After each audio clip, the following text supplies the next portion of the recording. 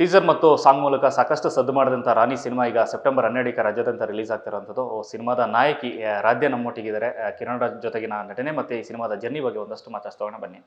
Hi ರಾಧ್ಯ, ನಮಸ್ತೆ. S, ನೋಡ್ತಾನೆ 3-4ನೇ cinema ಈಗ ಬರ್ತಿರೋವಂಥದ್ದು. ಯಾಕಂದರೆ ಹಿಂದೆ ಮಾಡಿದಂಥ ನಮ್ಮ ಹುಡುಗರಾಗಲಿ ಅಥವಾ ದೇಸಾಯಿ ಆಗಲಿ ಒಂದೊಳ್ಳೆ ವಿಮರ್ಶೆ ಸಿಕ್ತು ಅಂದರೆ ನಿಮ್ಮ ನಟನೆಗೆ. ಸೊ ಈಗ ಮತ್ತೊಂದು ಚಾಲೆಂಜಿಂಗ್ ಪಾತ್ರ ರಾಣಿನಲ್ಲಿ. ನಿಮ್ಮ ಪಾತ್ರದ ಬಗ್ಗೆ ಹೇಳೋದಾದರೆ?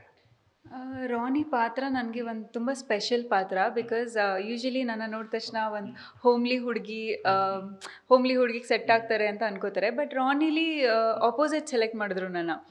ಸೊ ನನಗೆ ಒಂಥರ ನನಗೆ ಅದೇ ಬೇಕಾಗಿತ್ತು. ಬಿಕಾಸ್ ನಾನು ಇವಾಗ 2 ಸಿನಿಮಾ ಏನು ಮಾಡಿದ್ದೀನಿ, ತುಂಬ ಹೋಮ್ಲಿಯಾಗಿ ಕಾಣಿಸ್ಕೊಂಡಿದ್ದೀನಿ. ಆ್ಯಂಡ್ ಈ ಸಿನಿಮಾದಲ್ಲಿ ನನಗೆ ಒಂದು ಮುಖ್ಯವಾದ ಪಾತ್ರ ಕೊಟ್ಟಿದ್ದಾರೆ. ಆ ಪಾತ್ರ ಹೆಂಗಿದೆ ಅಂದರೆ, ಫಸ್ಟ್ ಒಂದು ನೋಡಿದ ತಕ್ಷಣ ಲವ್ ಆಗುತ್ತೆ. ಆ್ಯಂಡ್ ಒಂಥರ ತುಂಬ ಪ್ರಾಕ್ಟಿಕಲ್ ಹುಡುಗಿ ಆಗಿರೋ ರೋಲ್ ಮಾಡ್ತಿದ್ದೀನಿ, ಅಂಜಲಿ ಅಂತ. ಸೊ ತುಂಬ ಹೋಪ್ಸ್ ಇದೆ ರಾನಿ ಸಿನಿಮಾದ ಆ ಪಾತ್ರದ ಬಗ್ಗೆ. ಸೊ ಹೆಂಗೆ ರಿಸೀವ್ ಮಾಡ್ತಾರೆ ಜನ ಅಂತ ಅದೊಂದು ಭಯ ಇದೆ.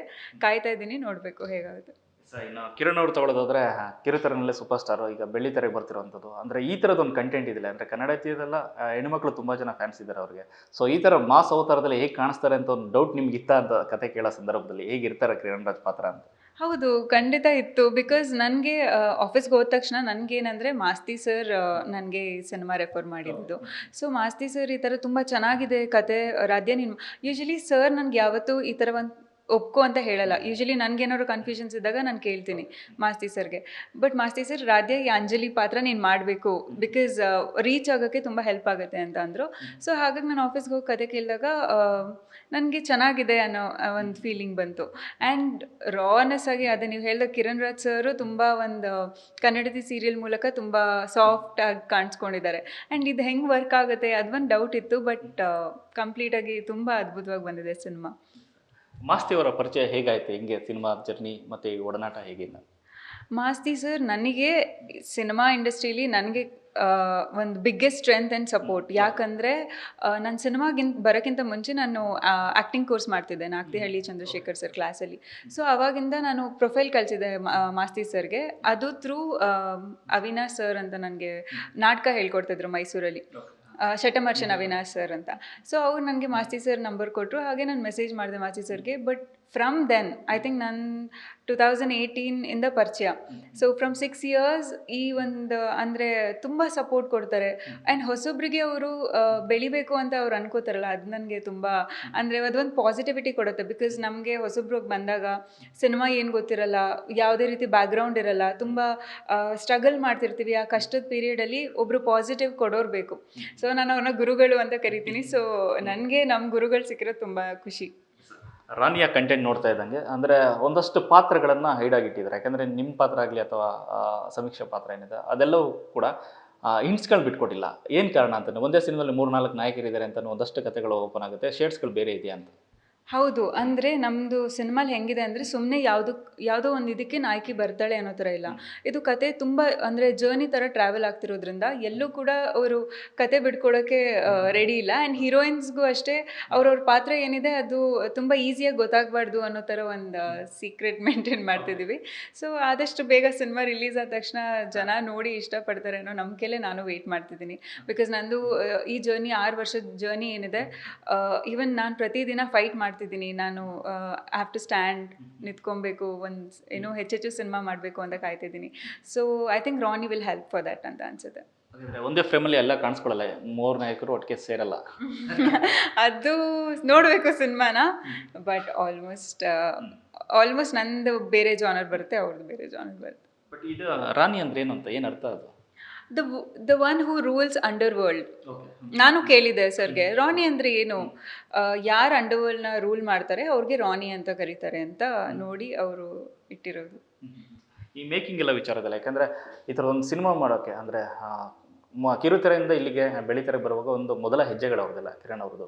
ಸೊ ಈ ಥರ ಚಾಲೆಂಜಿಂಗ್ ಪಾತ್ರ ತಗೊಳ್ಳೋದೇ ದೊಡ್ಡ ಧೈರ್ಯ ಮಾಡಬೇಕು ಅದಕ್ಕೆ. ಸೊ ಹೇಗಿತ್ತು ಅಂದರೆ ಸ್ಟಾರ್ಟಿಂಗ್ ನೀವು ನೋಡ್ಕೊ ಬಂದಿರೋ ಪ್ರೊಸೆಸ್ ಎಲ್ಲ, ಸೊ ಆ ಪಾತ್ರ ಅಂತ ಸೃಷ್ಟಿಯಾದಾಗ ರಾಣಿ ಅನ್ನೋ ಪಾತ್ರನ ಅಂದರೆ ಟೀಮಲ್ಲಿ ಹೇಗಿತ್ತು ಅಂದರೆ ಈ ಸಿನಿಮಾನ ಯಾವ ಮಟ್ಟಕ್ಕೆ ತೊಗೊಂಡೋಗ್ಬೇಕು, ಯಾವ ರೀತಿ ತಯಾರಿ ಬೇಕು, ಅದೆಲ್ಲ ನೀವು ನೋಡಿದಾಗೆ? ಹೌದು, ನಾನು ಫಸ್ಟು ಹೋಗಿ ಕತೆ ಕೇಳಿದಾಗ ನನಗೆ ಗೊತ್ತಿದ್ದು ಇದೊಂದು ಸಿನಿಮಾ, ನಾರ್ಮಲ್ ನಮಗೆ ಏನು ಗೊತ್ತಿರುತ್ತೆ ಅಷ್ಟೇ ಗೊತ್ತಿದ್ದು ಟೀಮ್ ಈ ಥರ ಇದೆ. ಬಟ್ ಇಷ್ಟು ದೊಡ್ಡದಾಗಿ ಇಷ್ಟು ಪ್ರೊಡಕ್ಷನ್ ಇಷ್ಟು ಚೆನ್ನಾಗಿದೆ ಅಂತೆಲ್ಲ ನನಗೆ ಗೊತ್ತಿರಲಿಲ್ಲ. ಸೊ ಕತೆ ಎಲ್ಲ ಶುರುವಾಗಿ ನನಗೆ ಆ್ಯಕ್ಚುಲಿ ಏನಾಯಿತು, ಫಸ್ಟ್ ಡೇ ಫಸ್ಟ್ ಶಾಟ್ ನಾನು ಮಾಡಿದ್ದು. ಅದಾದಮೇಲೆ 1 ವರ್ಷ ನಾನು ಶೂಟಿಂಗೇ ಮಾಡಿಲ್ಲ. ಬಿಕಾಸ್ ಅಲ್ಲಿ ಬೇರೆ ಜಾನರ್ ನಡೀತಿತ್ತು. ಸೊ ಆ ಶೂಟಿಂಗ್ ನಡೀತಿತ್ತು. ನನ್ನ ಪಾರ್ಟ್ ಆಫ್ ದ ಇದು ಬರೋಕ್ಕೆ ಐ ಥಿಂಕ್ 1 ಇಯರ್ ಆಯಿತು. ಸೊ ನಾನು ಟೀಸರ್ ಲಾಂಚಲ್ಲೇ ಬಂದಾಗ ನಾನು ನೋಡಿದ್ದು ಮೇಕಿಂಗ್ ಹೆಂಗಿದೆ ಆ್ಯಂಡ್ ಎಷ್ಟು ಚೆನ್ನಾಗಿ ಬಂದಿದೆ ಅಂತ. ಸೊ ನನಗೆ ತುಂಬ ಖುಷಿ ಆಯಿತು. ಅಂದರೆ ಈ ಥರ ಒಂದು ಎಕ್ಸ್ಪೆಕ್ಟ್ ಮಾಡಿರಲಿಲ್ಲ. ಆ್ಯಂಡ್ ಟೀಸರ್ಗೆ ಒಳ್ಳೆ ರೆಸ್ಪಾನ್ಸ್ ಬಂತು. ಆ್ಯಂಡ್ ಇವಾಗ ನಂದು ಹವಾಮಾನ ಸಾಂಗ್ ಬಂದಿದೆ, ಅದಕ್ಕೆ ಒಳ್ಳೆ ರೆಸ್ಪಾನ್ಸ್ ಬಂದಿದೆ, 1 ಮಿಲಿಯನ್ ವ್ಯೂಸ್ ಎಲ್ಲ ಆಗಿ. ಸೊ ಅದೊಂಥರ ಅಂದರೆ ಫಸ್ಟ್ ಟೈಮ್ ಏನೋ ಒಂದು ಆದಾಗ, ಬಿಕಾಸ್ ಎಲ್ಲ ಟೈಮಲ್ಲೂ ಒಂದು ಎಲ್ಲೋ ಸಾಂಗ್ ಮಾಡಿದಾಗಲೂ ನಾವು ಎಕ್ಸ್ಪೆಕ್ಟೇಷನ್ ಇಟ್ಕೊಂಡಿರ್ತೀವಿ, ಜನಕ್ಕೆ ರೀಚ್ ಆಗಬೇಕು, ಜನ ನೋಡಬೇಕು ಅಂತ.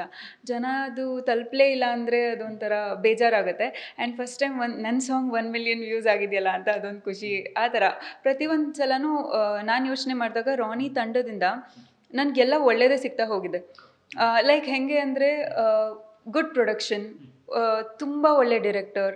ಅಂದರೆ ಅವ್ರು ಹೆಂಗೆ ಅಂದರೆ ಸುಮ್ಮನೆ ಏನೋ ಒಂದು ಸಿನಿಮಾ ಮಾಡಬೇಕು, ಈ ಥರ ಪ್ರೊಡ್ಯೂಸರ್ ಮಾಡ್ಕೊಡ್ಬೇಕು ಆ ಥರ ಇಲ್ಲ.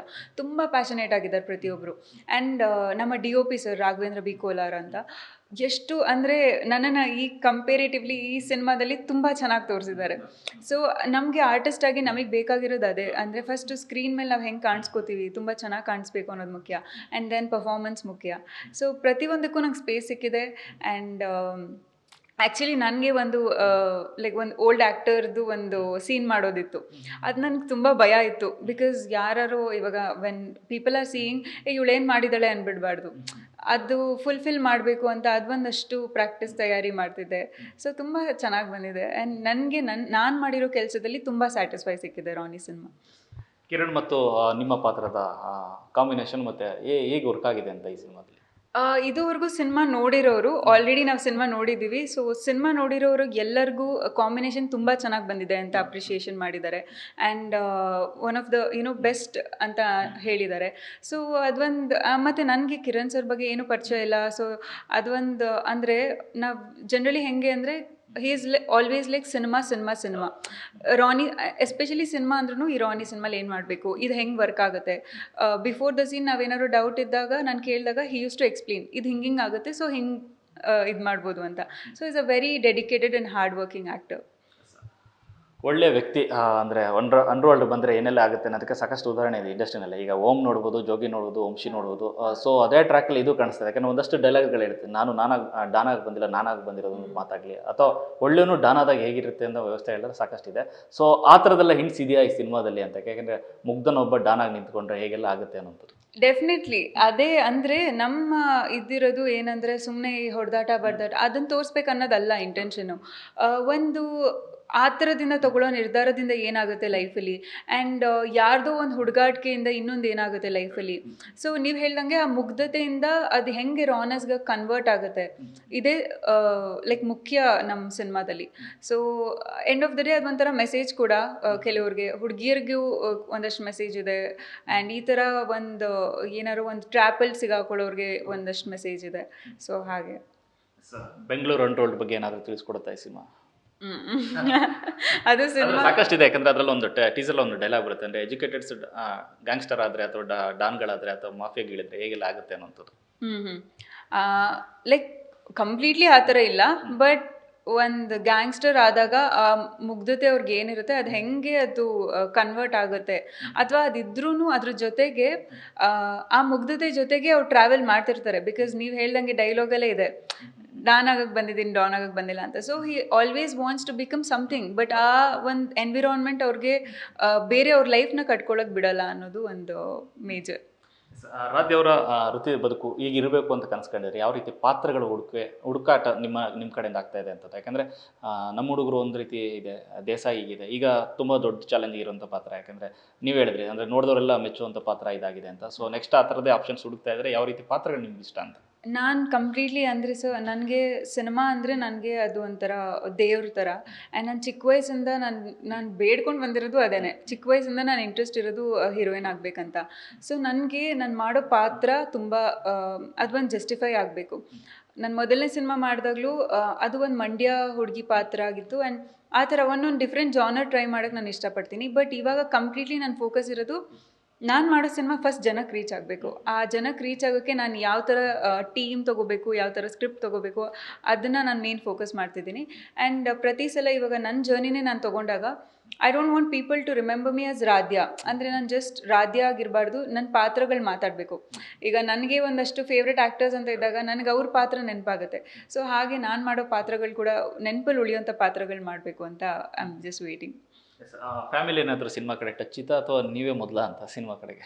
ಇಲ್ಲ, ನನ್ನ ಫ್ಯಾಮಿಲಿಗಿಂತ ನಾನೇ ಫಸ್ಟು. ಗೊತ್ತಿಲ್ಲ, ಮೇ ಬಿ ನೆಕ್ಸ್ಟ್ ನನಗೆ ಅದೇ ನಮ್ಮ ಫ್ಯಾಮಿಲಿಯವ್ರು ಯಾರು ಬರ್ಬೋದು. ಬಟ್ ನನಗೆ ಚಿಕ್ಕವಳಿಂದ ನನಗೆ ಇದೇ ಇಂಟ್ರೆಸ್ಟು, ಆಯಿತಾ. ಅಂದರೆ ಆಲ್ಮೋಸ್ಟ್ ನನಗೆ ಬುದ್ಧಿ ಬಂದ ಲೈಕ್ ನನಗೆ ಗೊತ್ತಿರೋ ಹಾಗೆ ನಾನು 3rd ಸ್ಟ್ಯಾಂಡರ್ಡಿಂದನೂ ಐ ವಾಸ್ ಲೈಕ್ ನಾನು ಹೀರೋಯಿನ್ ಆಗಬೇಕು. ಸೊ ಇದೇ ನನ್ನ ಲೈಕ್ ನನ್ನ ಜರ್ನಿಲಿ. ಮತ್ತು ನಾನು ಇಷ್ಟು ದಿನ ನನ್ನ ಹಿಂದೆ ತಿರುಗಿ ನೋಡಿದ್ರು ನಾನು ಆಸೆ ಪಟ್ಟಿರೋದು, ನಾನು ಇಷ್ಟಪಟ್ಟಿರೋದು ಇದನ್ನೇ. ಸೊ ನಾನೊಬ್ಬಳೇ ನಮ್ಮ ಫ್ಯಾಮಿಲಿಯಿಂದ.